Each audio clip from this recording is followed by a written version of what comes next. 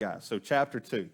Now, what we found in the introduction and what we found in chapter 1 is A.W. Tozer said, what a man thinks about God is the most important thing about that man. That's a profound statement. You really start to think about it and ponder on it. That's absolutely true. If somebody has a perverted view of God, then they're going to be a perverted person. They're not going to be quite right. If something is off about how they view God, then that's going to impact every area of their life. God is the foundational aspect of a man. So what they believe about God is going to form everything about them, how they raise their children, how they are with their spouse. It's going to form how they interact in the workplace. And so in that, what a man thinks about God is the most important thing about him. Now, as we move into chapter 2, he quits trying to make the argument for the necessity for the book or for the study.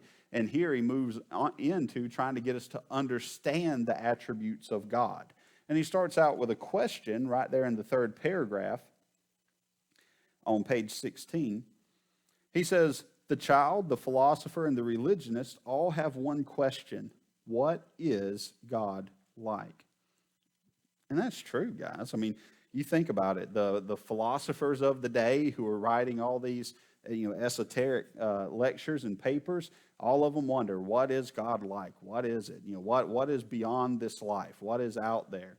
The religionists, with us, we pose that same question. We ponder and we study. We're religious in nature because we want to know more about God. But then at the same time, even children have that same basic question of what is God like. I remember one time when I was a youth pastor, I was teaching children's church, and I presented my lesson that I had for them. And at the end of it, this kid raised his hand, and he asked me, does God have feet? I was in the heart and the mind of that child. Does God have feet? And I thought for a moment, and I said, well, God doesn't really have a body. I'm thinking in my head, God doesn't really have a body the way that we think of it. He's not an embodied person. And so, in that, he may not have feet. And then I thought, and I said, well, it says he'll make his enemies his footstool. So, yes, he has feet. No reason for a footstool if he ain't got no feet. So, absolutely, he has feet, And but even the child contemplates and wonders, what is God like? So that question begins as soon as we're born. We have a concept. God in Ecclesiastes tells us that he put eternity into the hearts of man. We know that there's more to life than what we experience here. We know that there's more to the world than just what we can taste, touch, and feel. We know there's a spiritual element to everything. And so the question becomes, what is God like? We know that there's a God. What is he like? And the answer is, in that next paragraph, he says, God's not like anything. He says he is not exactly like anything. You just skip on down, he says, even the most vigorous and daring mind is unable to create something out of nothing by a spontaneous act of imagination. In other words, there's very rarely new ideas. Do you realize that? There's very rarely new ideas. Today's culture, American culture, has become so sacrimonious, it's become so synchronized that there is no new books, there's no new movies, there's no new television shows. What are all the big movies that come out now? They're just movies that were made 30 years ago, right? With better computer graphics.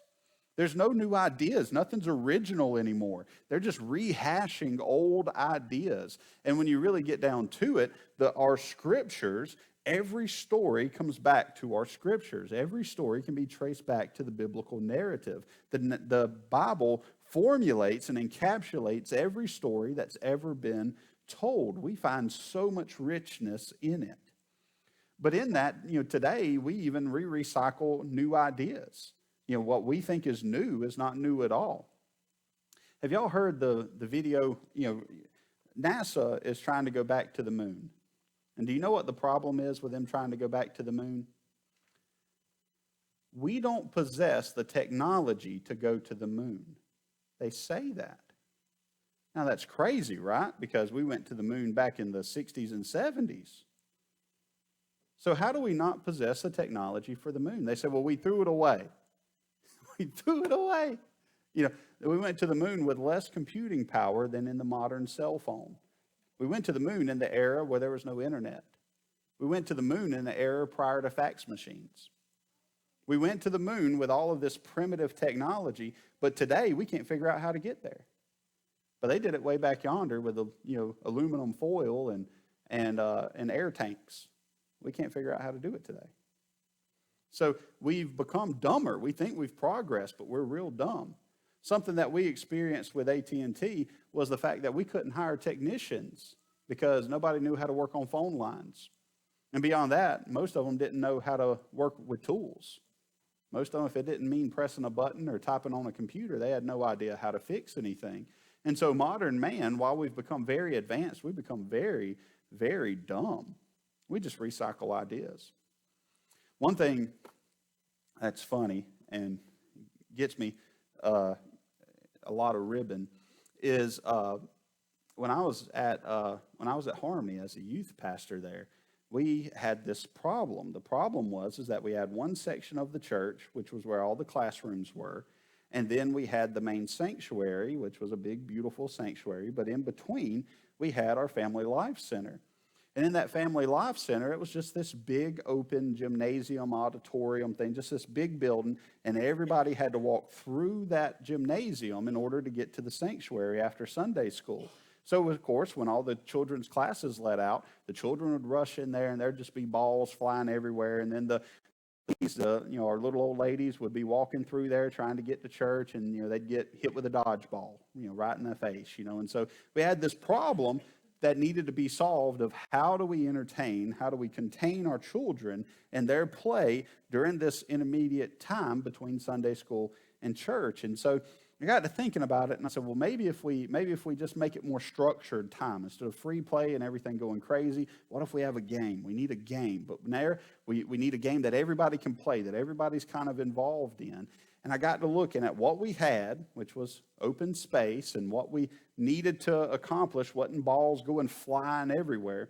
And so I invented this game, and I took and I made one big square, and then I divided it into 4 parts, and I imagined up these rules and tried to teach it to the kids. And man, as soon as I taught it to those kids, this original game that I came up with, that I invented, they were immediately amazing at this. Immediately amazing. They knew all kinds of tricks and little secret ways of playing it. I was just flabbergasted. And I asked one of the kids, and I said, how are you so good at this? And he said, we play this every day at school. It's called Foursquare. And I said, no, I invented this game. He said, no, we play this every day. Yeah, you played it I invented Foursquare without knowing I was inventing Foursquare. I came up with a new idea that was generations old. But to me, it was new to me. It was an original idea. But guess what? There's no new thing under the sun. Ecclesiastes, vanity, vanity. There's no new thing under the sun. And so in that, it was original to me. I thought it was new, but it wasn't new. So while we try to be creative and while we try to be ingenious, the truth is that everything has already been done. And there's nothing original. Even the technology that we see, the metalworking and all that traces all the way back into Genesis with Jubal. That traces all the way back into Genesis with the sons of Cain. We see this technology begin way at the genesis of man. So there's no new thing. It says even the most vigorous and daring mind is unable to create something out of nothing by spontaneous act of imagination. We don't just come up with stuff. We have to be inspired. And since we have to be inspired, then everything we create and everything that we notice can be traced back to its original prototype. It can always find its original prototype. We're always likening something to something else. Some new great invention comes out, and what do they say? It's the best thing since sliced bread, right?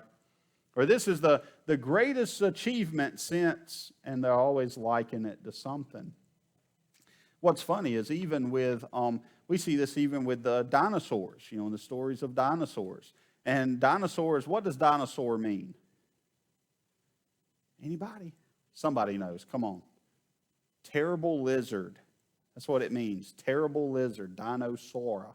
And so it's terrible lizard. But you know what they're saying now? It's not lizards. What are they? Big chickens. Yeah, they were just big old leathery skinned chickens, you know. So they can't just describe it when describing something that they've never seen. No man has ever seen a dinosaur. No man has ever heard the noise that a dinosaur makes. No man has ever gazed upon the skin of a dinosaur. So when they come up with it, what do they have to come up with? Something that they've seen. They have to describe it to you with something that they've seen, something that you've seen. And so they say, this is like this other thing. And their descriptions are in that idea.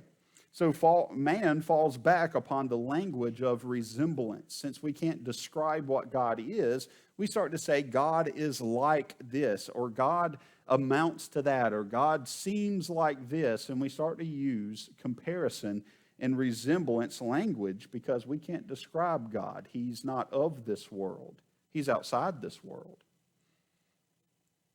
It says at the bottom of page 17, the last paragraph, the third sentence, he says, so in order to convey an idea of what he sees, the prophet must employ such words as likeness, appearance, as it were, and the likeness of the appearance. Even the throne becomes the appearance of the throne, and he that sits on it. Though like a man is so unlike that he can be described only as the likeness of the appearance of a man. So there the prophets are doing their best to try to describe even what they've seen. Even those who get to see part of God or get to see part of his throne, they can't describe it. They can just kind of relate it to something else that we've seen. So they say, it's like this. It has the appearance of that. And so it's given us an illusion. Because after all, if you go back into time before us, and can you imagine being born in the time of Jesus and trying to describe a helicopter? Now, how would you describe a helicopter if you were in the time of Jesus? Maybe a chariot with the wings of a bird? Something like that? I mean, how would you do that? It would be crazy to even fathom that. Nothing flies like that. Nothing looks like that. Nothing has that appearance. And so we couldn't accurately describe a helicopter. We would have to use language that the person would be able to understand, and that is within our vocabulary. And so nothing like a helicopter existed. Nothing like a flying saucer existed. And so in that, they had to use what they could tell us. And what was it? A wheel within a wheel. Throwing ashes on the ground. It had lights surrounding it. We have all of these metaphors that they used, all of these similes that were used. But in it, it's their attempt to describe something that's undescribable. And the same that we do with God. We try to describe something that's undescribable.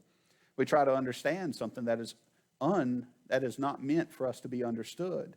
We try to limit the infinite with our finite minds.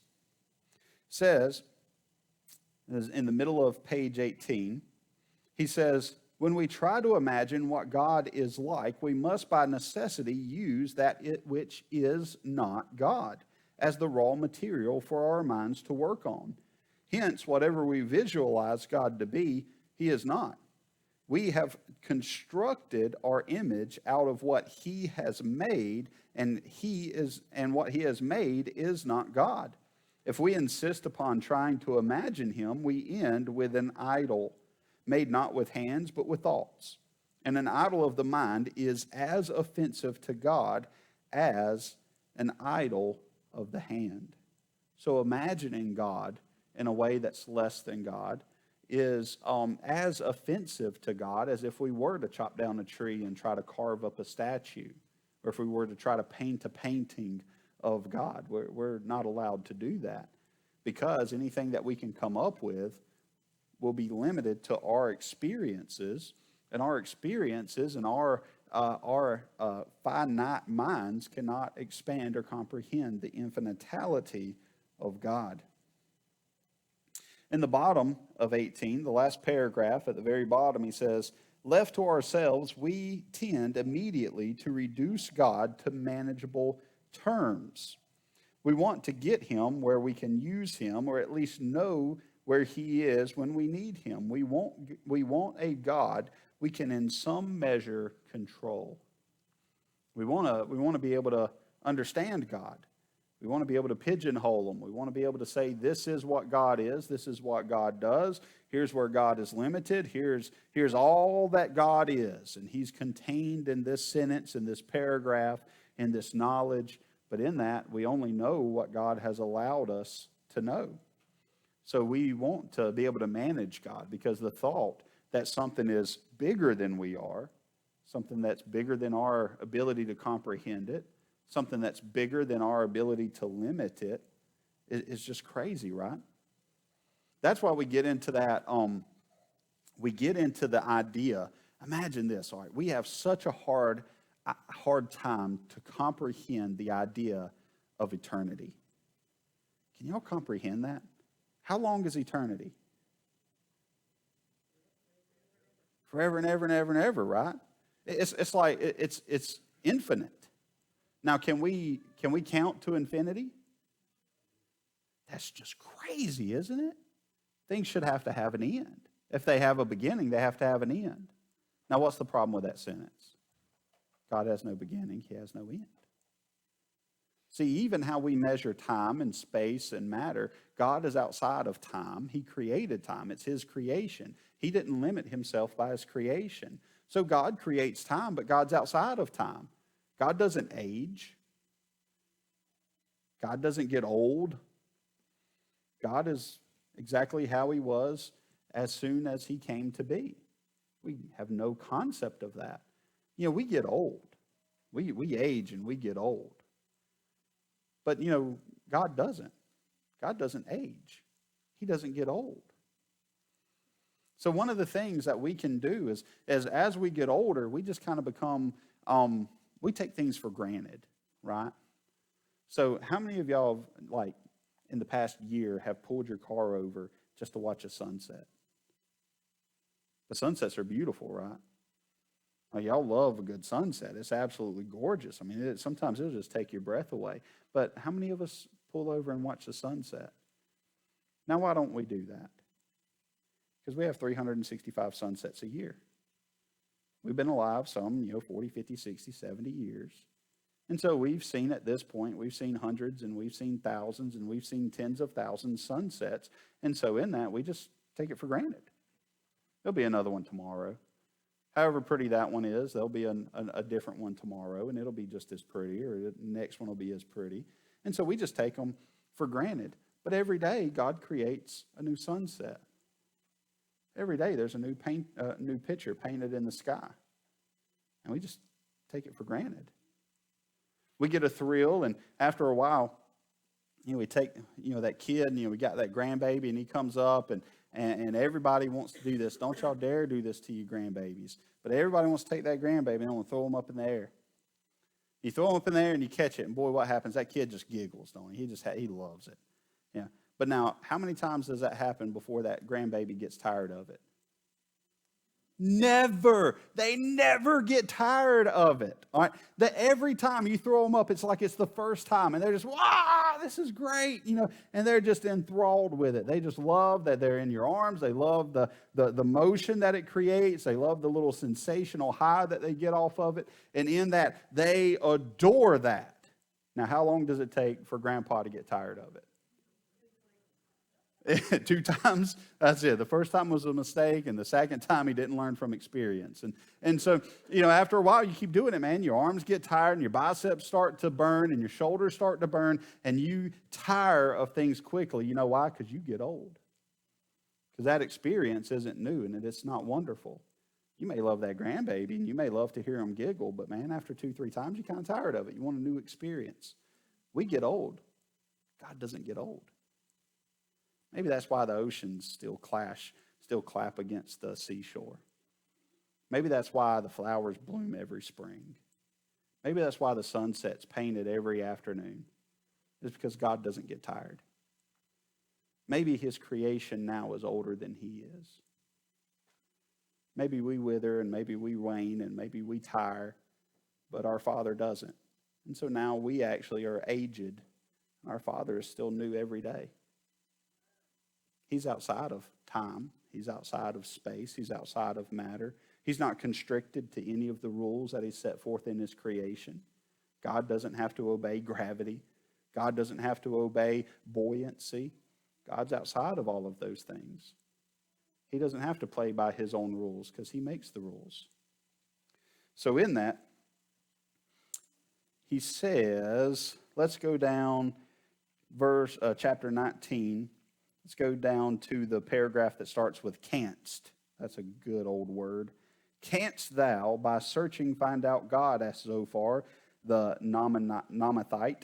Canst thou find out the Almighty unto perfection? It is high as heaven. What canst thou do? Deeper than hell. What canst thou know? Neither knowest any man the Father, save the Son, said the Lord. And he to whomsoever the Son will reveal him. We needed Jesus to interpret the Father to us.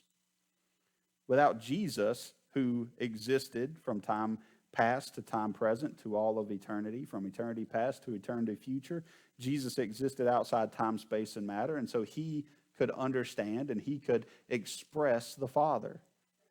We can't. We needed the Son to reveal the Father to us. The gospel, according to John, reveals the helplessness of the human mind before the great mystery which is God. And Paul in 1 Corinthians teaches that God can be known only as the Holy Spirit performs in the seeking heart of an act of self-disclosure. God has to show himself to us. We can never comprehend him. The yearning to know what cannot be known. Now, how do y'all know what you don't know? Is it impossible? What did you say? Tina tells him. Yeah. That's funny. That's wonderful. And so, but honestly, how do you know what you don't know? Now, you may know that you don't know how to play piano, but that's because you know about the piano. But how do you know that you don't know how to play an instrument that you don't know even exists? How do you know that you don't know the words to a song that you've never heard? How do you know an activity that you've never saw, you've never participated in? See, we can't even fathom the limitedness of our mindfulness. We don't know our own limitations. We're so limited that we can't even know what we don't know. I always tell people, I know that I don't know everything. I just don't know what I don't know. So in that, I may know a little bit about a lot of things, but there's a lot of things that I know nothing about, and I just don't know what those things are. And so he says, the yearning to know what cannot be known, to comprehend the incomprehensible, to touch and taste the unapproachable, arises from the image of God in the nature of man. Deep calleth unto deep, and thou polluted and landlocked by the mighty disaster theologians call the fall, separated from God, alienated from his presence. Unable to know him, unable to see him, unable to be able to see him in his creation and describe him as such. The soul senses its origin and longs to return to its source. I love that. Absolutely love that. Deep calleth unto deep, and though polluted and landlocked by the mighty disaster theologians call the fall, the soul senses its origin and longs to return to its source. How true is that? How many of y'all would go to heaven right now if we could? Now, we're not putting on matching jumpsuits and drinking Kool-Aid. We're not going to do that. But in that, if we just could click our fingers and man, us all go to heaven, we'd take it, wouldn't we? We long for a city we've never seen. Our soul cries out to a God. We want to see him. We want to live by sight, not by faith any longer. We want to graduate into glory. We have no idea what it's truly like on the other side, but we can't wait to get there. Our soul longs to return to its source. All right. On the next page, he says, in the first paragraph halfway through, he says, he shows himself not to reason, but to faith and love. In other words, you can't study and understand God. He just shows himself. And he shows it through faith and love. Faith is an organ of knowledge. That's how we know. And love is an organ of experience. That's what we do with what we know. God came to us in incarnation. In atonement, he reconciled us to himself And by faith and love we enter and lay hold on him. Verily God is of infinite greatness. Now imagine that, infinite greatness. Now we want to always limit things in terms of their greatness, and so we have things that we say. Certain people will say, "Well, it's the greatest of all time." And we can argue, even in sports, that things are the greatest of all time. And what's the greatest football team of all time? And they'll argue over it. And who's the greatest quarterback of all time? And we all know it's Tom Brady. Y'all can quit guessing.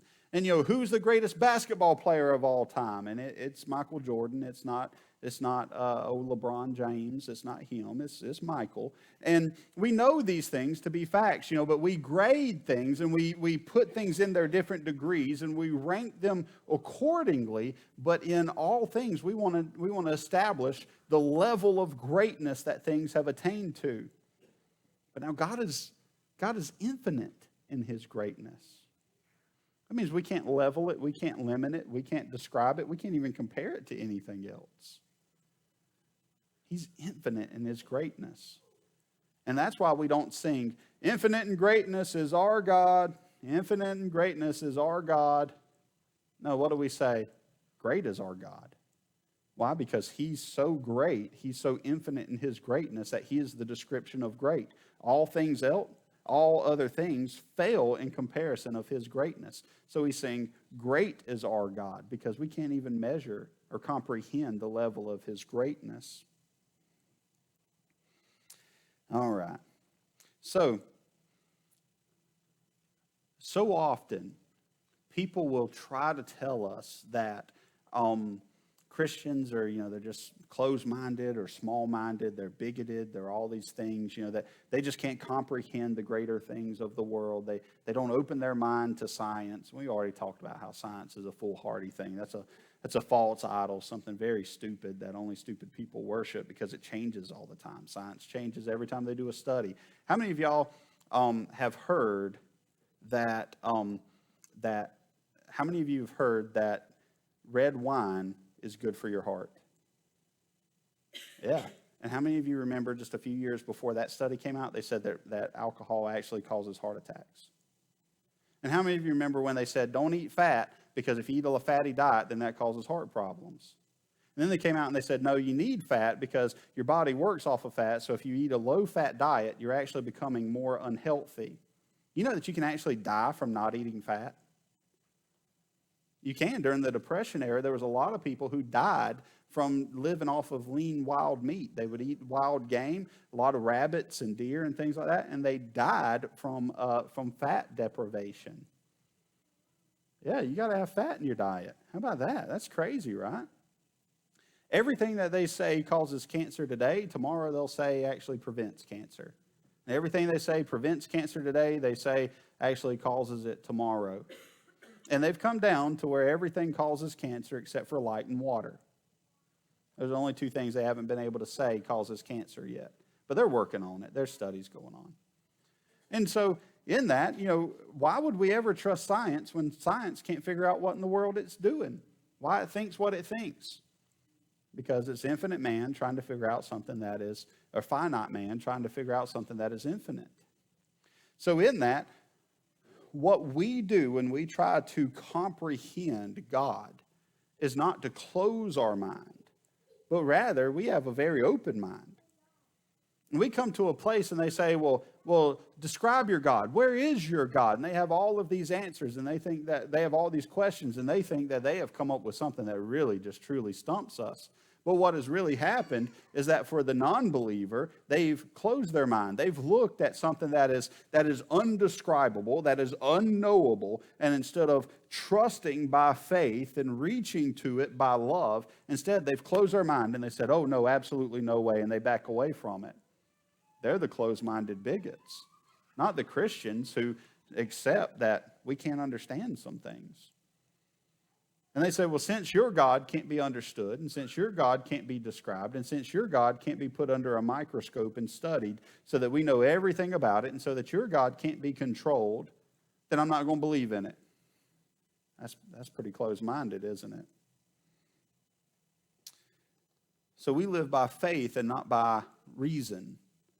We didn't figure out or find a secret knowledge to come to faith, but rather faith found us. God came to us in love, and God gifted to us faith so that we could know him and so that we could understand him. And without the infinite reaching down into the finite, without the creator reaching into the creation, we would have no way to comprehend God. We'd be praying to the sun just like the pagans. We'd be sacrificing our children to the God of rain, just hoping our crops grow. We'd be doing all of the same ridiculous, satanic stuff that the lost world does, if not for God.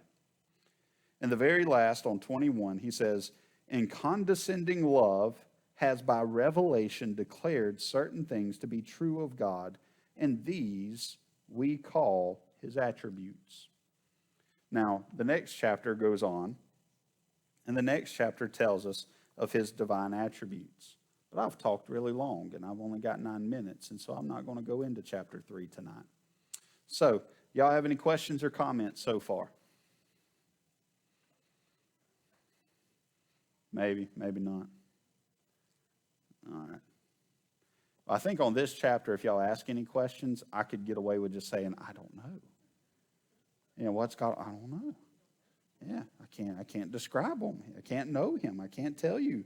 So, but in that, yeah, the rest of the world fails and tries, instead turns their brains off, and they settle for earthly things. And so the lost world, instead of just accepting that God is outside of our world, he's bigger than our thoughts, his ways don't make sense to us all the time, that we only get to see what he allows us to see, the lost world just turns that switch off.